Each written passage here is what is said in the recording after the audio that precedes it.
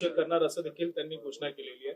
त्यामुळे माझी दोन्ही समाजाला माझी विनंती आहे की शासन दोन्ही समाजाच्या हिताचा विचार करेल. कुठल्याही समाजाला दुसऱ्या समाजासमोर आणण्याचं शासनाचा हेतू नाही.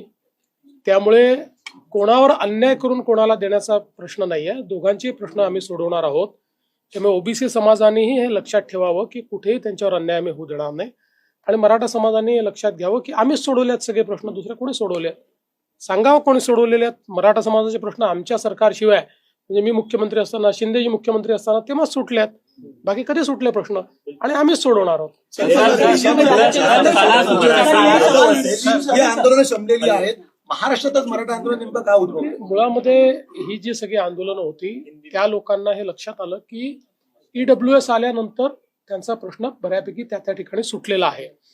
आपल्याकडे कदाचित ती EWS ची मानसिकता तयार झाली नाही आणि त्याच्यामुळे काही प्रश्न कॉम्प्लिकेटेड आहेत. पण आता आपण तोही प्रश्न सोडवलेला, आपण आरक्षण दिलेलंच आहे आणि